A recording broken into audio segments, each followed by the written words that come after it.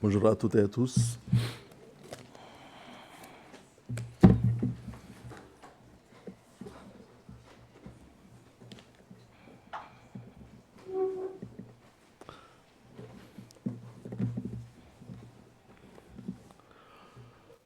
Lorsque nous lisons la Bible, certains passages nous semblent difficiles à comprendre. Nous ne parvenons pas à comprendre Dieu et la manière dont il agit. Le chapitre que nous allons lire aujourd'hui, tiré du deuxième livre de Samuel, fait partie des passages difficiles des Écritures. Dieu a écrit la Bible à travers ses hommes, à travers les âges pour nous. Lorsque nous lisons la Bible, nous devons lire le livre dans son intégralité et nous efforcer d'en comprendre le message. Maintenant, veuillez ouvrir avec moi le deuxième livre de Samuel, chapitre 6. Nous allons lire à partir des versets 1 jusqu'à 10. 2 Samuel, chapitre 6, on va lire les 10 premiers versets.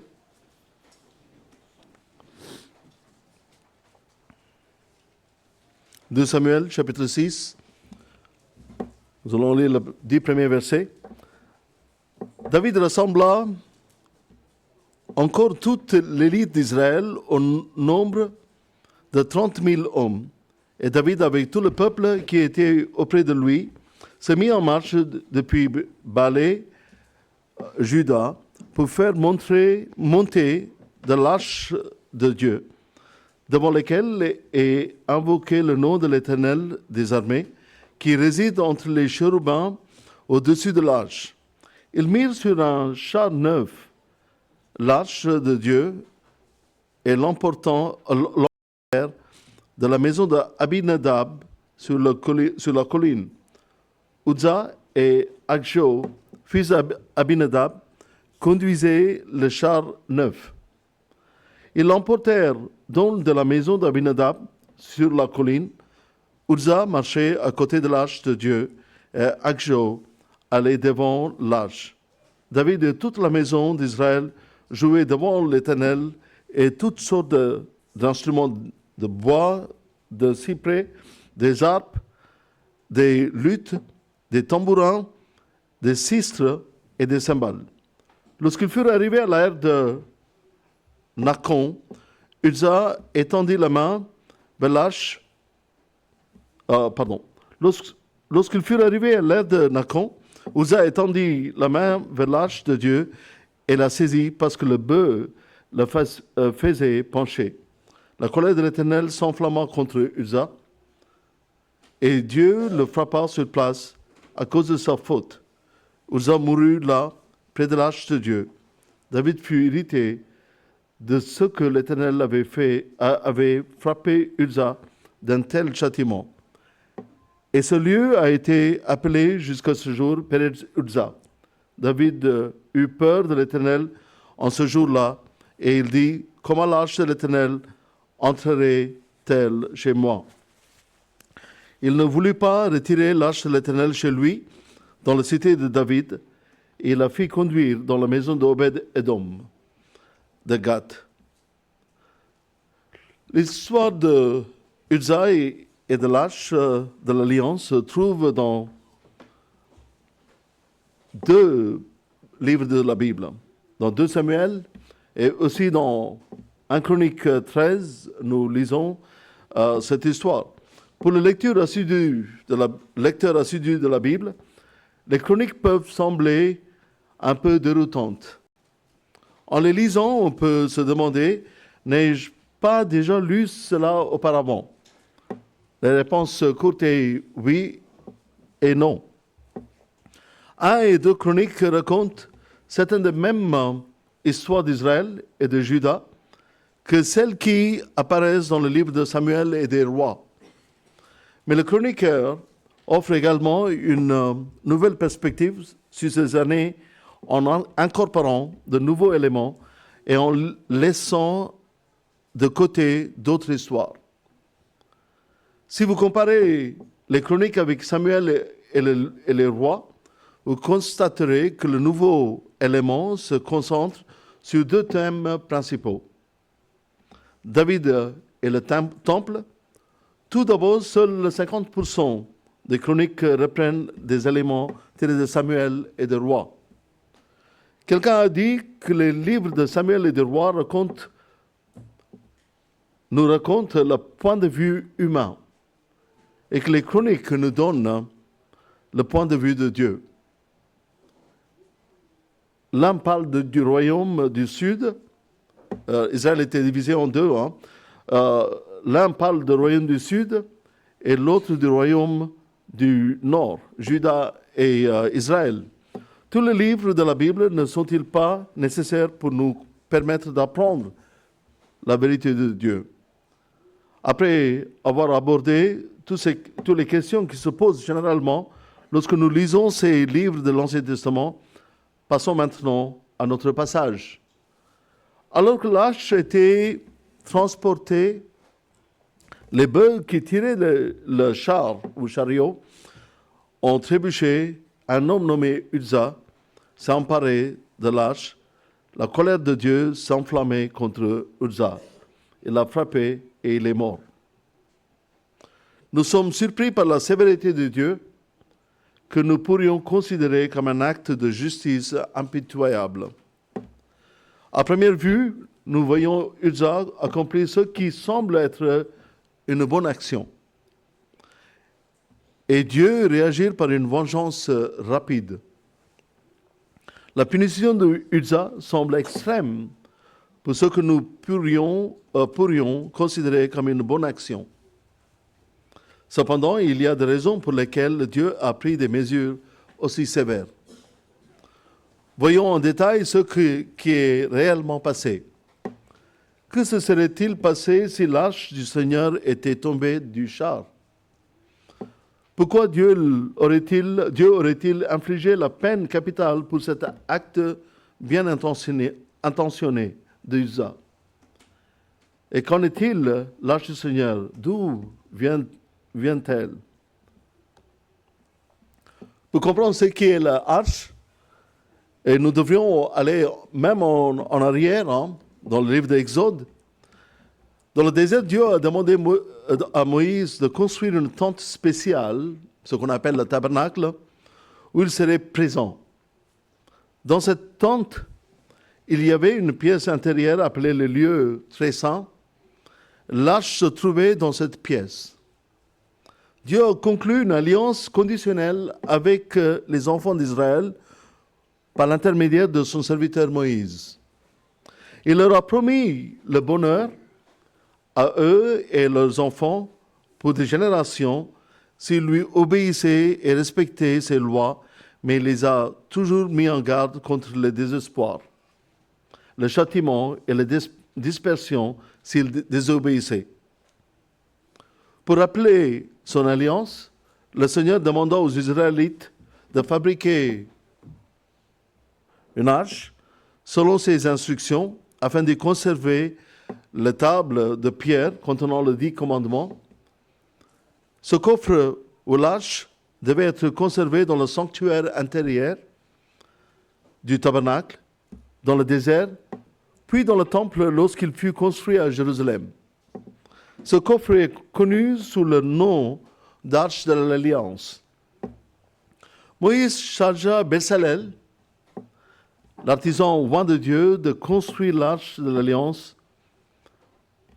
Le coffre sacré, l'Arche de l'Alliance, devait être une boîte rectangulaire en bois d'acacia, recouverte à l'intérieur et à l'extérieur de l'or pur, mesurant environ 115 cm de long et 70 cm de large et 70 de hauteur.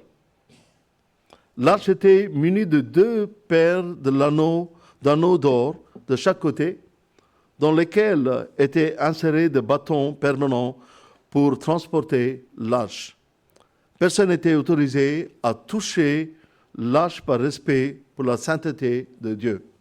Et c'est ça l'arrière-plan. Mais il faut suivre pourquoi Uza est mort en touchant l'arche. Les barres étaient également en bois d'acacia et recouvertes d'or. L'arche d'alliance a été construite pour contenir les 2 tables de la loi donnée à Moïse par Dieu.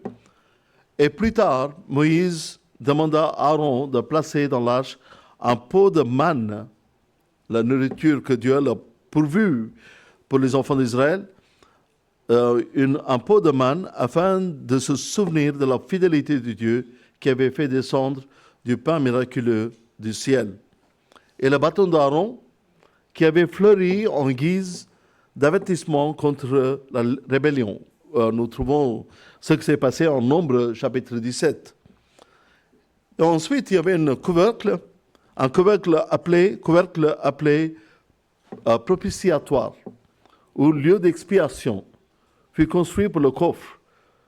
Le propitiatoire, était fait d'or pur et couvrait toute la longueur et la largeur du coffre.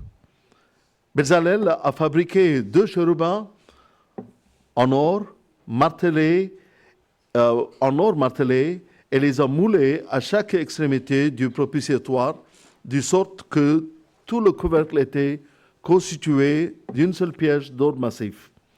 Le chérubin se faisait face et regardait vers le bas, vers le propitiatoire, les ailes déployées, l'ombrageaient et le protégeaient.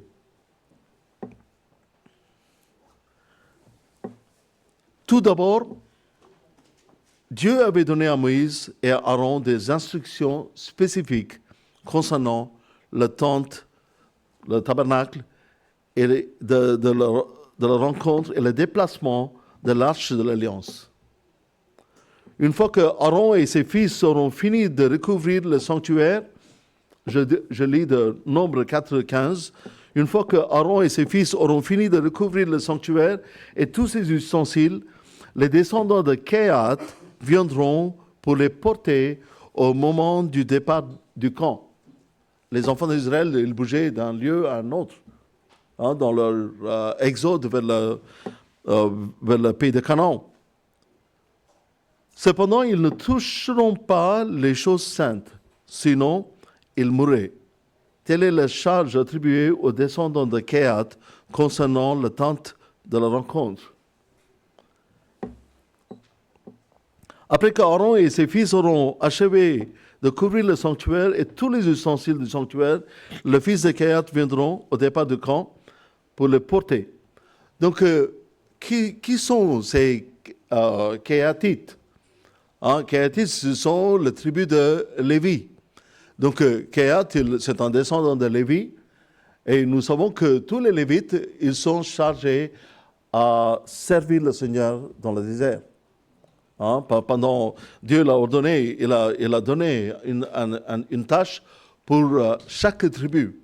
Donc les Lévites, ils étaient consacrés pour accomplir l'œuvre de Dieu, ce que concernait le tabernacle et ses matériels. Donc Kéatites, ils sont des porteurs. C'est seulement eux, dans la tribu de Lévi, ils devraient toucher les choses, ils devraient porter. Ils ne devraient pas toucher la hache, mais avec les 2 barres qui tenaient la hache par l'anneau, ils devraient porter. Et il y avait 3 fils de Kehat. Et il y avait un autre. Donc, chacun, il avait une tâche spécifique à accomplir. Il ne peut pas aller toucher ce que les autres sont en train de faire. Donc, même s'il était fait innocemment, le fait de toucher l'arche constituait une violation directe de la loi de Dieu et entraînait la mort. C'était un moyen de préserver le sens de la sainteté de Dieu et la crainte de s'approcher de lui sans préparation appropriée. Nous savons que le désir de Dieu est d'habiter parmi son peuple. On n'a pas le doute au-dessus. Dieu, il voulait toujours habiter parmi ce peuple. À cause du péché Adam et Ève, la communion était rompue. Et plus tard, dans le désert, quand le Seigneur il a dit que je voudrais habiter parmi mon peuple. C'est précisément pour cette raison qu'il a demandé à Moïse de construire un tabernacle au milieu de leur campement. Il est Dieu Emmanuel, mais notre péché nous éloigne de lui. Nous ne pouvons pas nous approcher de Dieu. Il est saint et nous sommes tous pécheurs. Dieu a clairement averti Moïse que tout homme ou animal qui toucherait les limites de la montagne sainte du Seigneur serait mis à mort. Nous lisons en Exode 19, 12, « Tu fixeras au peuple des limites toutes alentour et tu diras, gardez-vous de monter sur la montagne ou d'en toucher le bord. Quiconque touchera la montagne sera puni de mort. » Exode 19, 12. Lorsque Dieu s'adressa à Moïse pour la toute première fois, il lui demanda d'ôter ses chaussures, ses sandales, car le lieu là où il se tenait était saint. Pas la montagne même, mais parce que Dieu était dans ce lieu. Et c'est pourquoi il a dit que le lieu où tu tiens est saint. Comprenons-nous aujourd'hui que Dieu est saint et qu'il doit être adoré dans la beauté de sa sainteté. Nous allons adorer le Seigneur maintenant. Et est-ce que nous comprenons que Dieu est saint et qu'il doit être adoré dans la beauté de sa sainteté? Que chacun nous comprenions que on ne peut pas s'approcher de Dieu sans la sainteté. Et la parole nous dit que sans la sainteté, personne ne verra Dieu. Pourquoi Dieu a-t-il frappé Uzzah de mort pour avoir touché l'arche de l'alliance? Tout d'abord, Dieu avait donné à Moïse et Aaron des instructions spécifiques concernant la tente de la rencontre et le déplacement de l'arche de l'alliance. Et telle est la charge attribuée aux descendants de Kehat concernant la tente de rencontre. Remarquez que David a pris des hommes avec lui pour aller chercher l'arche, au lieu de laisser les Lévites la lui apporter. C'est David qui prend l'initiative en tant que roi d'Israël. Il vient de prendre le trône, monter sur le trône. Et donc David il prend l'initiative d'aller chercher la arche qui se trouvait à trentaine de kilomètres de son capitale, de Jérusalem. C'était une grave erreur car l'arche n'aurait jamais dû être placée sur un chariot, sur un char, qu'il soit vieux ou neuf. Elle devait être portée sur l'épaule des hommes et uniquement par les Lévites et ceux de la famille de Kehat. Exode 25 et Nombre 7, à l'aide de bâtons prescrits. C'est même pas on ne peut pas mettre n'importe quel bâton. Le bâton c'était fait, le bâton était fait de bois d'acacia et couvert de l'or pur. Donc on ne peut pas utiliser n'importe quel matériel pour porter l'arche. Ne pas suivre les instructions précises de Dieu relevait des actions suivantes. Ne pas respecter les paroles de Dieu, la parole de Dieu, lorsqu'il est prononcé par l'intermédiaire de ceux qu'il avait désignés. Avoir une attitude indépendante qui pouvait confiner à la rébellion, c'est-à-dire voir et agir les choses dans la perspective mondaine plutôt que spirituelle. Vous allez comprendre pourquoi mondaine et aussi désobéir parfois en lisant le livre d'Exode, du Lévitique et de Deutéronome. En particulier, nous pouvons nous demander pourquoi certains détails répétitifs sur des choses que nous ne comprenons pas y figurent. Mais vous trouverez beaucoup de répétitions. Dieu est très spécifique. Dieu est très spécifique pour dire les choses. Et parfois, nous ne comprenons pas pourquoi ces détails. Pourquoi Dieu il parle avec ces détails. Mais nous devons toujours nous rappeler que lorsque Dieu dit quelque chose, il pense vraiment. Et parfois, nous, en parlant, en discutant, on peut dire que oui, je n'ai pas pensé à ça, mais j'avais dit comme ça. Mais Dieu, il ne dit rien qu'il ne prenne pas au sérieux. qu'ils ne pensent pas.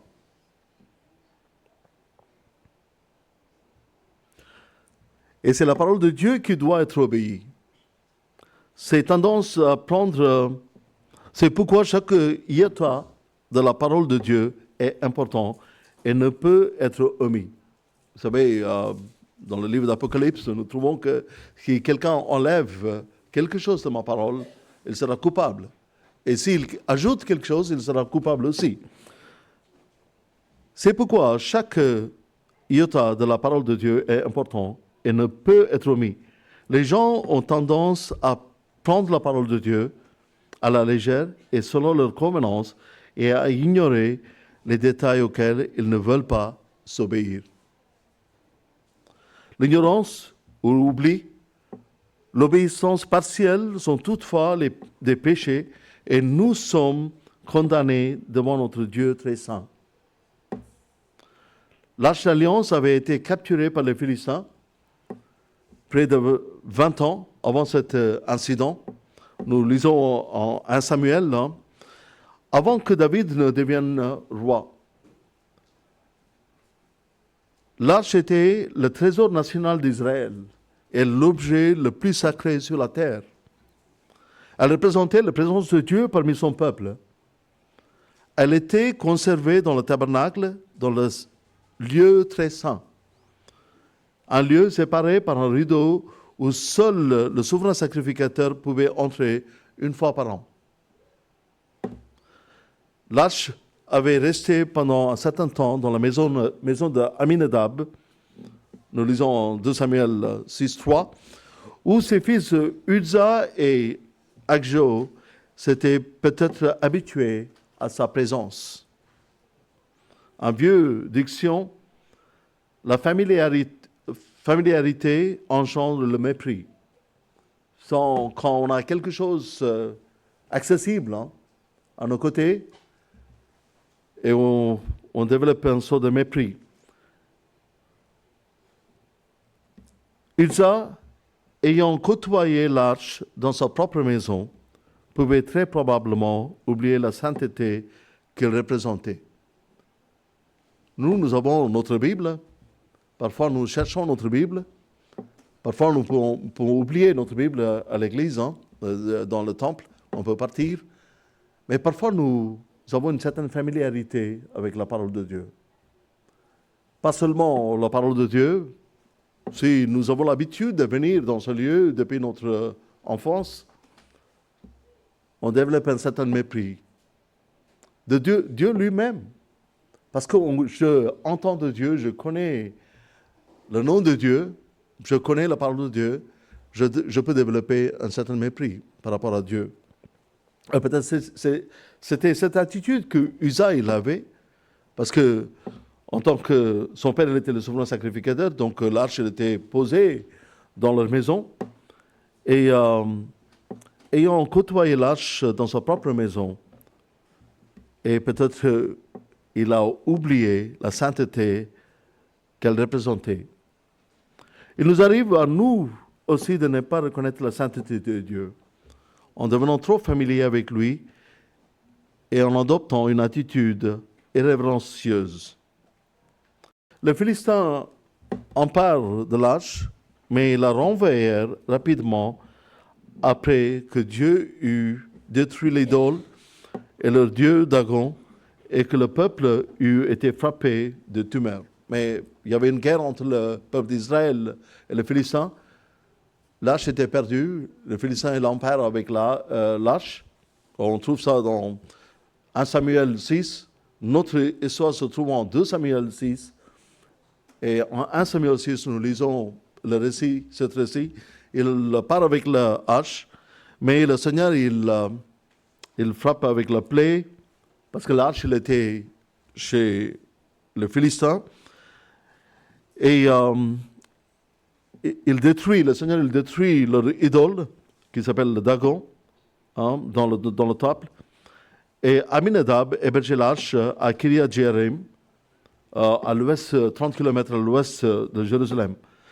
Après son retour de Philistin, il y a quelque chose à apprendre pour nous ici. Nous, les chrétiens, nous développons certaines habitudes dans les choses qui concernent Dieu.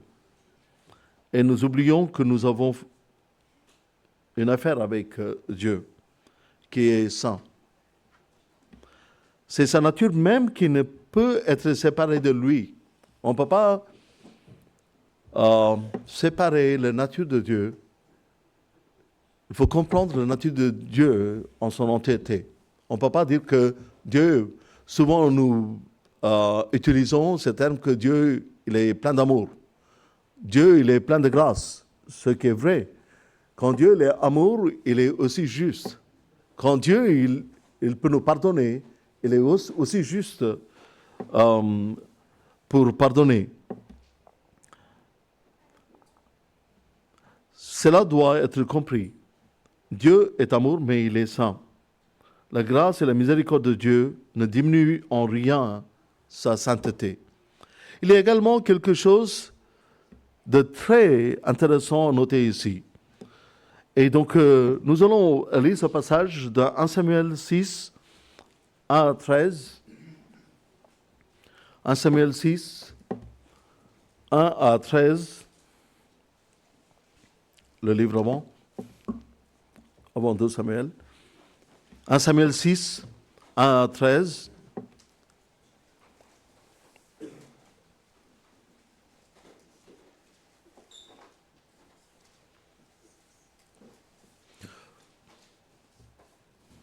Dans la parole de Dieu, nous devrions souvenir une chose que, pas parce que Dieu n'est pas puni la dernière fois, il va nous laisser faire la même chose. Comme Moïse, il était demandé à frapper le rocher la première fois. Il a frappé, il a donné le résultat. La deuxième fois, Dieu l'a demandé de parler avec le rocher. Mais Moïse, il a frappé. Mais nous connaissons ce que s'engendrait cette terrible chose. Donc, 1 Samuel 6, à partir du verset 1, l'arche de l'Éternel fut 7 mois dans le pays de Philistins, ce que je parlais. Et les Philistins appelèrent le prêtre et le devin, et ils dirent, que ferons-nous de l'arche de l'Éternel? Mais on peut prendre un trésor et de ne pas savoir ce qu'on peut faire avec. L'arche de l'Éternel, l'arche de l'Alliance, était pour le peuple d'Israël. Ce n'est pas pour un autre peuple. Bon, il y avait de l'or, il y avait des choses précieuses, donc ils sont pris avec eux. Donc ici, ils demandent, que ferons-nous de l'arche de l'Éternel? Faites-nous connaître de quelle manière nous devons la renvoyer à son lieu. Ils répondirent, si vous renvoyez l'arche du Dieu d'Israël, ne le renvoyez point à vide, mais faites à Dieu un sacrifice de culpabilité. Alors vous guérirez, et vous saurez pourquoi sa main ne s'est pas retirée de dessus vous. Et il faut que, une chose qu'on peut dire ici, que vous pouvez aller n'importe où dans le monde, et chaque être humain, il a un sens de culpabilité. Il ne dira pas de haute voix, il sait qu'il a fait quelque chose de mal devant Dieu. Et ici, le Philistin, il reconnaît leur culpabilité. Le verset 4, les Philistins dirent, quelle offrande lui ferons-nous? Ils répondirent 5 tumeurs d'or, parce qu'ils ont eu une maladie, ils ont eu le tumeur. Donc 5 tumeurs d'or et 5 souris d'or, d'après le nombre de princes de Philistins, car une même plaie a été sur vous tous et sur vos princes. Faites des figures de vos tumeurs et des figures de vos souris qui ravageaient le pays et donnez gloire au Dieu d'Israël. Peut-être cessera-t-il d'apaisantir sa main sur vous, sur vos dieux et sur votre pays. Pourquoi endurciriez-vous votre cœur comme les Égyptiens et Pharaon ont endurci leur cœur? Ils savaient très bien ce que Pharaon et le pays d'Égypte ils ont subi. N'exerce-t-il pas des châtiments sur eux et ne laisse-t-il pas alors partir les enfants d'Israël? Maintenant, faites un char tout neuf.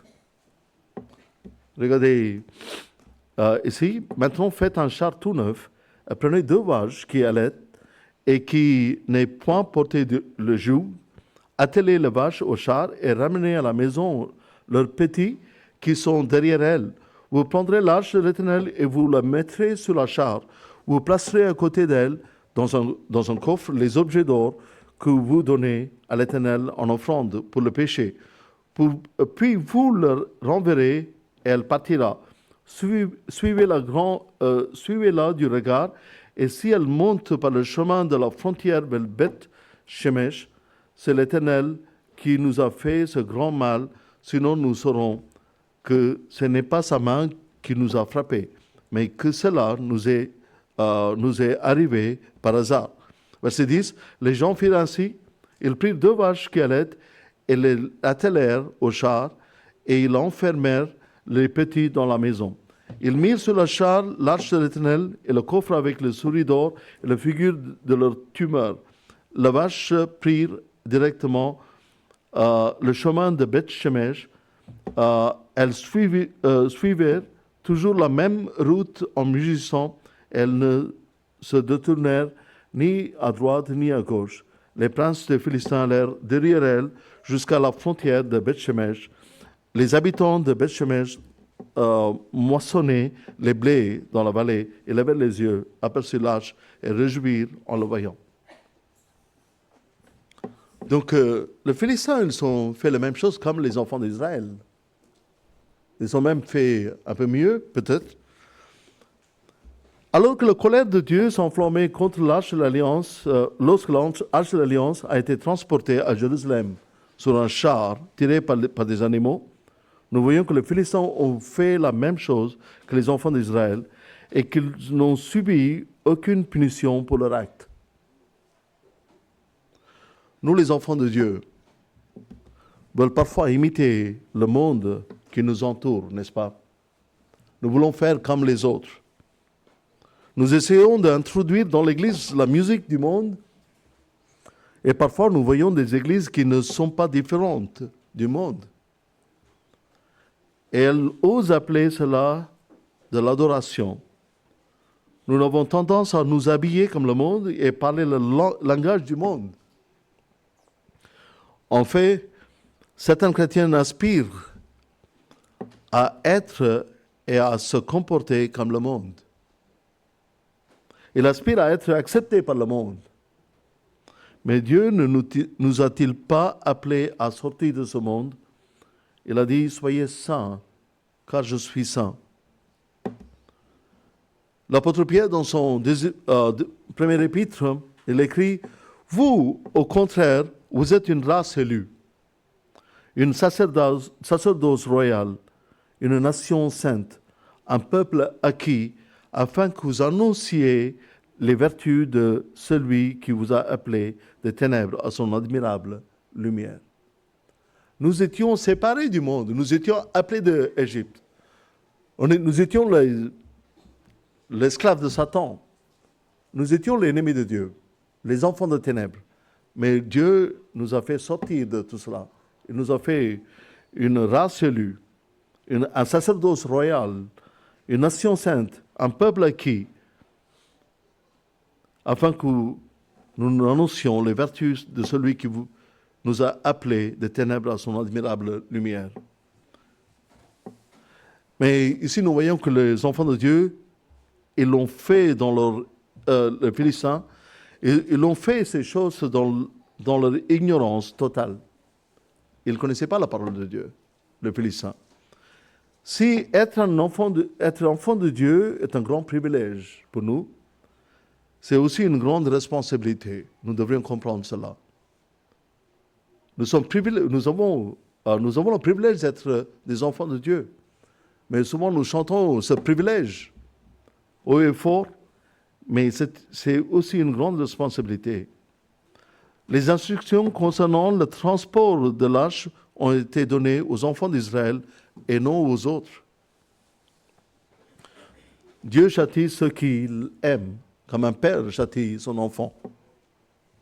À celui qui a beaucoup reçu, il sera beaucoup demandé. En tant qu'enfants de Dieu, nous avons la parole de Dieu. Nous avons les mains pleines de responsabilités. Nous avons été éclairés. Nous qui vivons dans la ténèbre, nous sommes maintenant amenés à son admirable lumière, comme dit l'apôtre Pierre. Ne jouons pas avec la grâce de notre Seigneur. Car celui qui sait ce qu'il doit faire et ne fait pas, commet un péché. Un péché par omission. Le récit nous dit que les bœufs ont trébuché. Le chariot n'est pas tombé et l'arche non plus. Tout comme le bateau transportant Jésus, et le disciple a été violemment secoué par la tempête, sans pour autant risquer de couler. Et pourtant, tout comme les disciples qui n'ont pas mis leur foi en leur maître, Uzzah, pendant un moment, a pensé qu'il était de sa responsabilité de sauver l'intégrité de Dieu et que notre Dieu Tout-Puissant avait en quelque sorte besoin de l'aide de Uzzah. Il présumait que sans son intervention, la présence de Dieu serait mise en mal. Comme le demande Job, peux-tu sonder les mystères de Dieu? Personne ne peut sonder sa grandeur, dit le psaume 145. Son intelligence, personne ne peut le sonder, dit Isaïe chapitre 40. Moïse a perdu le droit d'entrer dans la terre promise parce qu'il a estimé que son intervention était nécessaire lorsqu'il a frappé le rocher au lieu de lui parler comme Dieu l'avait ordonné. Nombre chapitre 20. Nous devons écouter attentivement ce que Dieu a à nous dire et dans l'obéissance nous efforcer de faire tout ce qu'il nous ordonne. Oui, Dieu est aimant et miséricordieux, mais il est aussi saint et il défend sa sainteté avec puissance et les affronts à sa sainteté provoquent parfois sa sainte colère. C'est une chose, en hébreu nous lisons, c'est une chose terrible que de tomber entre les mains de Dieu vivant. Mais Uzzah, il avait peur que l'arche tombe par terre. Mais c'est une chose terrible de tomber dans les mains de Dieu vivant. Parfois, nous pensons qu'on a besoin d'aider Dieu. Comme si que Dieu a besoin que nous, on pouvons l'aider. Parfois, nous essayons par notre talent argumentaire pour défendre la parole de Dieu. La Bible, elle peut défendre elle-même. La parole de Dieu défend elle-même.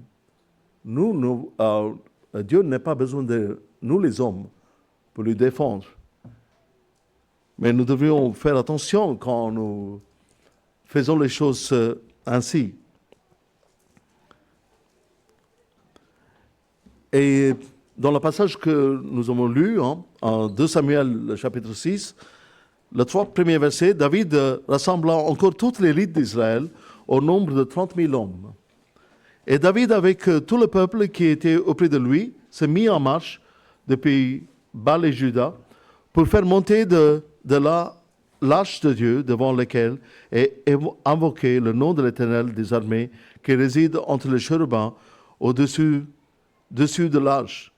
Ils mirent sur un char neuf l'arche de Dieu et emportèrent de la maison d'Abinadab sur la colline. Uzzah et Akjo, fils d'Abinadab, conduisaient le char neuf. Tout ce que nous voyons ici est un exercice bien intentionné visant à honorer Dieu et à le glorifier. Je pense que beaucoup d'entre nous venons ici avec la très bonne intention de louer et glorifier Dieu. On ne peut pas douter. On ne peut pas douter. Il y avait une foule immense, 30 000 hommes qui partent pour ramener l'arche, une foule immense. Il y avait un char nouveau. David et les Lévites menaient la joyeuse procession. Uzzah et Akjo, les 2 fils d'Abinadab, contrôlaient les bœufs qui tiraient les chars. Le voyage a commencé par de la musique et de danse. Parmi les instruments de musique, il y avait des tambourins, il y avait aussi les lyres et les harpes, il y avait des cymbales, il y avait des trompettes. Mais Dieu n'était pas avec eux. Il y avait tout. Et parfois, nous pouvons avoir tout dans notre Église pour l'adoration, mais on devrait poser la question, est-ce que Dieu est avec nous? Mais ce n'est pas par ces ornements, la décoration, des choses qu'on peut faire visiblement qui peut constituer une adoration sincère et honnête devant Dieu. On devrait poser la question, est-ce que Dieu est avec nous? Il y avait tout avec les enfants d'Israël. Une grande foule, une très grande possession. 30 000 hommes marchaient 30 km pour arriver à Jérusalem. Vous pouvez comprendre combien de temps ça aurait dû prendre cette position pour arriver. Mais Dieu n'était pas avec eux. En fait, il était contre eux à cause de leur désobéissance à sa parole. Non seulement Dieu n'était pas avec eux, mais Dieu était contre cette chose qu'ils ont entrepris. David le roi n'est-il pas responsable de ce qui n'a pas été fait dans cette histoire? David était le roi. Il était assis sur le trône. C'est lui qui ordonna les choses. Mais quelle est sa part de responsabilité? N'aurait-il pas dû se renseigner sur la bonne manière de ramener l'arche de Dieu? Mais comme à nos jours, nous avons la Bible dans plusieurs formats. Nous avons le format de poche, on peut consulter quand on veut. Et nous avons beaucoup d'outils pour consulter la parole de Dieu. Mais à l'époque, bien sûr, ça n'était pas comme ça. Il y avait de l'écriture sur le rouleau de peau. Mais il y avait des personnes qui étaient censées de renseigner. Et David, en tant que roi, avant d'entreprendre une tâche de cette grandeur, de cette manière, il aurait dû renseigner auprès des prêtres, auprès des Lévites, comment ramener l'arche de Dieu.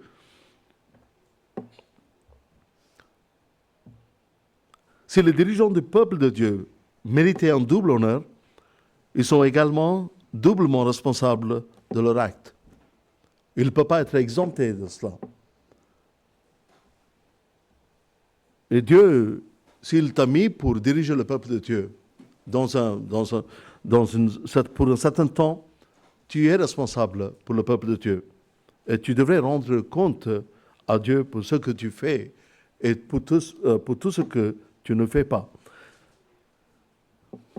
Personne dans la foule et personne dans l'assemblée d'Israël ne savait ou n'a donné, ne savait quoi que ce soit ou n'a donné de conseil. Il n'y a aucun. Je me demande si la mort de Uzza aurait pu être évitée si seulement quelqu'un dans l'assemblée d'Israël avait arrêté tout ce cortège. Bien que Uzza a été mis à mort pour son propre acte, mais il n'y a personne dans l'assemblée d'Israël qui sont levé la voix pour dire que ce que nous sommes en train de faire, ce n'est pas bon. Jacques, dans son épître, il dit, « Mes frères, si quelqu'un parmi vous s'est égaré loin de la vérité et qu'un autre l'y ramène, qu'il sache que celui qui ramènera un pécheur de la voie où il était égaré sauvera une âme de la mort et couvrira une multitude de péchés. » Je souhaite que nous en souvenions afin d'appliquer à nos vies. Nous nous souvenions afin d'appliquer à la vie de notre Église, notre Assemblée. Peut-être pensez-vous que Dieu a été trop sévère avec Uzza. Dieu ne transigeait jamais avec la désobéissance à sa parole.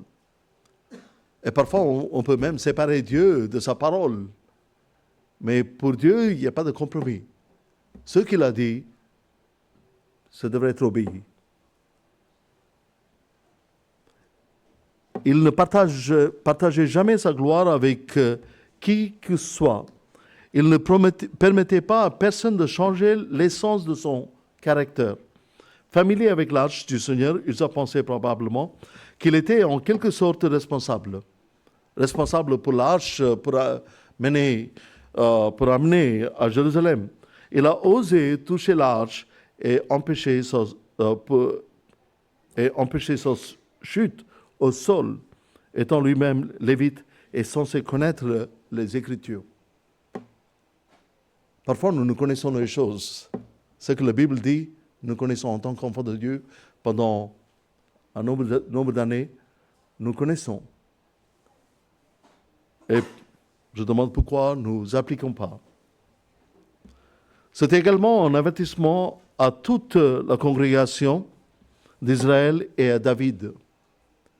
La mort de Uza, c'est certainement un avertissement à toute la congrégation d'Israël et à David. Mais ici, ce n'est pas un avertissement pour le Philistin. Dieu n'a pas châtié le Philistin de la même manière qu'il a châtié Israël. Ce n'est pas parce que le Seigneur ne nous a pas punis, vous et moi, que nous avons toujours agi correctement. Nous devrions avoir l'humilité pour comprendre que juste parce que Dieu n'est pas nous punit,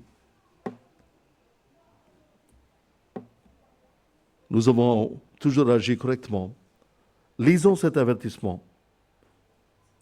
Lisons l'Écriture sur le mur. De la même manière, Dieu a mis à mort les deux fils d'Aaron devant toute la congrégation d'Israël pour avoir apporté un feu étrange. C'est la première fois que Aaron et ses fils, ils devaient célébrer le Seigneur devant le peuple, devant les 12 tribus. Et Aaron, il était habillé avec le beau habit de souverain sacrificateur et ses deux fils aussi. Mais le Seigneur, il a frappé sur place Nadab et Abihu. Parce qu'ils n'ont pas obéi au Seigneur. De même manière, dans le Nouveau Testament, nous avons Ananias et Saphira qui ont été mis à mort presque instantanément au crépuscule de l'Église primitive. Cela ne signifie pas qu'ils ont été condamnés au feu éternel, mais que leur vie de désobéissance a été écourtée sur cette terre.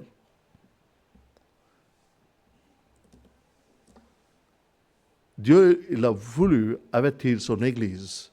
Dieu, il a voulu avertir le peuple d'Israël que Dieu, il est saint. On ne joue pas avec sa sainteté. Dieu, il est saint. On ne joue pas avec la sainteté de Dieu. Pourquoi Dieu a-t-il consigné cela dans la Bible et que sommes-nous censés apprendre l'histoire de Uza et de l'arche? Cet incident illustre le cas où des personnes ont ignoré les instructions de Dieu, ont fait ce qui leur semblait juste. Et des choses qui sont écrites dans la parole, on devrait connaître la volonté de Dieu, la parole de Dieu, mais parfois nous avons la tendance à faire ce que nous semble bon. Ce que nous semble bon. Ce que nous semble juste. Dieu avait donné des instructions claires sur la manière dont l'arche devait être transportée. Confie-toi en l'Éternel de tout ton cœur et ne t'appuie pas sur ta sagesse. Reconnais-le dans toutes tes voies et il aplanira tes sentiers. Ne sois pas sage à tes propres yeux. Crains l'Éternel et détourne-toi du mal. Désobéir le Seigneur, c'est faire du mal. Faire du mal. En conclusion, cet incident tragique soulève une doctrine importante et met en évidence une caractéristique essentielle de Dieu qui est sa sainteté. Dieu est saint et ne doit pas le prendre à la légère. Nous entrons sagement en sa présence, conscients qu'il est un feu dévorant. Nous ne prononçons pas son nom à la légère. Mais il y a un collègue avec moi, a dit, je ne sais pas combien de fois, au nom de Dieu.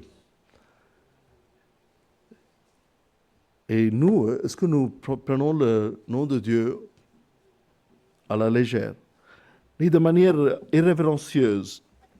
Lorsque l'arche capturée est revenue sur le territoire israélien, la ville de Beth-Shemesh l'a regardée avec stupéfaction.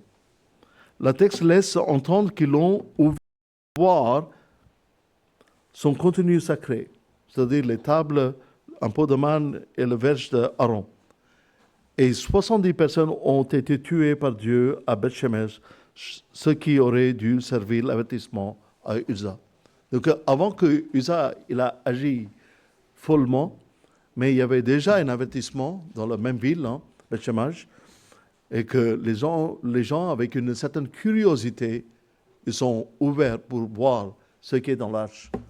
Et le peuple l'avait éloigné de la parole de Dieu, comme de Exode jusqu'à ici. Les gens ont oublié que l'arche était couverte d'un peau dur, après couvert en rideau bleu. Elle était mise à l'intérieur de lieux très sacrés, très saints. Et personne ne devrait voir. Seulement le souverain sacrificateur, il avait le droit d'entrer et asperger le sang de sacrifice sur cette propitiatoire. Mais personne n'avait le droit de regarder. Est-ce que nous sommes curieux par rapport à des choses de Dieu parfois? Cet incident n'était pas un accident. La chute de l'arche était un signe, la manière dont Dieu avait décidé d'arrêter la position.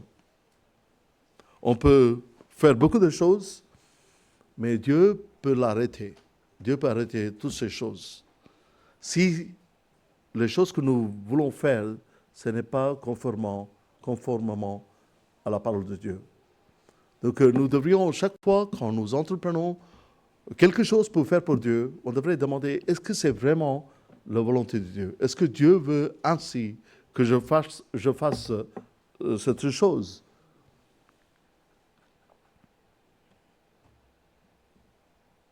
Dieu ne s'opposait pas au transfert prévu vers Jérusalem, il s'opposait aux moyens de transport inappropriés. Les Philistins avaient également utilisé un char à bœufs pour ramener l'arche capturée, mais leur ignorance avait été ignorée. Sans aide humaine, l'arche avait été guidée par la volonté divine directement vers Israël. Vous avez remarqué, il n'y avait pas un conducteur qui conduisait les bœufs, les vaches. Le char venu automatiquement, comme si c'était téléguidé. Le char, il a amené l'arche de l'Alliance vers Israël. Les Juifs, en revanche, auraient dû savoir comment traiter correctement ce qui est sacré. La parole de Dieu est confiée à son peuple. Nous sommes le peuple de Dieu. Et nous sommes conscients de la volonté de Dieu, ce que Dieu veut, comment il veut. Est-ce que nous sommes en train de faire selon la volonté de Dieu? La leçon à tirer ici est que nous avons accès à Dieu, mais pas une familiarité désinvoltée. Nous pouvons nous approcher de Dieu avec audace, mais avec révérence et respect. Mais moi, avec ma français, quand on commence à chanter ce cantique devant le trône de la grâce, je peux venir avec audace. Pour moi, audace était très négatif. Je ne comprenais pas. Donc, j'ai demandé pourquoi l'écrivain il a mis ce mot audace. Oui, on peut approcher de Dieu avec audace, mais avec révérence et respect. Peut-être sommes-nous comme Uza dans notre façon de considérer le sacré avec désinvolture. Nous venons à l'église dans l'espoir d'être divertis, mais parfois, fin de culte, on peut dire que ce n'était pas intéressant. Ce n'était pas intéressant. On connaît tous ces choses. On entend toujours. Mais qu'est-ce que nous cherchons? Est-ce que nous recherchons de certains divertissements, que ça devrait ressembler comme les choses du monde? Ceux qui trouvent l'Église ennuyeuse ne sont jamais ceux qui ont de la crainte devant Dieu. Usa pensait protéger l'arche. Peut-être sommes-nous aussi, comme Usa, dans notre besoin de défendre Dieu devant les incroyants. On ne défend pas un lion, on s'écarte simplement de son chemin. Il est réconfortant de savoir que, bien que Dieu soit saint, grâce à Jésus-Christ, nous sommes désormais les bienvenus devant lui. Jésus était le seul homme innocent à avoir jamais été puni par Dieu. Si, je ne sais pas qui a dit, mais je n'arrive pas à rappeler, nous recevons le juste châtiment. Le voleur sur la croix, le brigand sur la croix. Il a dit que ce que nous recevons est juste. Mais Jésus-Christ était le seul homme innocent à avoir jamais été puni par Dieu. Grâce à son sacrifice, Dieu peut nous montrer sa miséricorde et nous offrir son pardon. Nous n'aimons peut-être pas nous considérer comme souillés, mais c'est pourtant ce que nous sommes. Sur la croix, Jésus a payé le sacrifice suprême pour une marchandise endommagée. Et parfois, on peut avoir des choses et personne ne voudra acheter ces choses. Qui voulait acheter sauf Satan? Mais Dieu, il a payé un grand prix pour nous racheter, nous les marchandises endommagées. À sa mort, le voile du temple qui cachait l'arche s'est déchiré en deux, montrant symboliquement que nous avons tous accès au Saint des Saints grâce à Jésus-Christ, notre grand souverain sacrificateur. Ce n'est que lorsque nous commençons à comprendre la sainteté de Dieu que nous commençons à voir l'énormité, la grandeur de notre péché et le prix payé pour notre pardon. Mais je peux avoir une petite tache noire sur ma veste ou ma chemise. Si je suis dans un endroit sombre, je ne peux pas voir la tache qui est en moi. Si je devrais entrer dans une salle bien illuminée, je verrai la tache qui est en moi plus grande que jamais. Et parce que nous ne comprenons pas la sainteté de Dieu comme il faut, nous ne voyons pas notre péché comme énorme. Nous diminuons notre péché.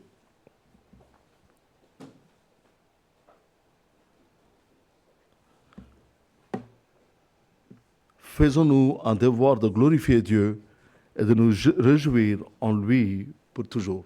Que le Seigneur bénisse sa parole. Prions. Seigneur notre Dieu, nous te remercions pour ta parole et pour ton Esprit Saint qui parle avec nous-mêmes aujourd'hui.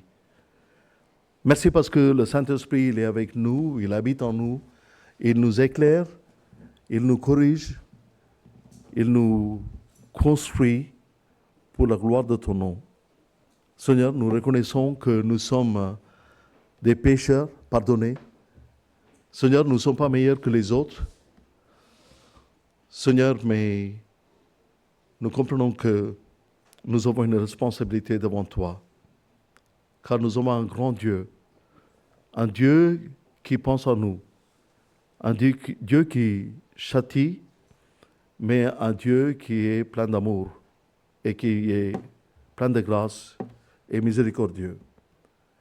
Merci parce que tu ne nous as pas punis selon nos péchés, tu ne nous as pas châtiés selon nos iniquités, mais tu nous as pardonné de nombreux péchés et de nos iniquités en Jésus-Christ, notre Seigneur.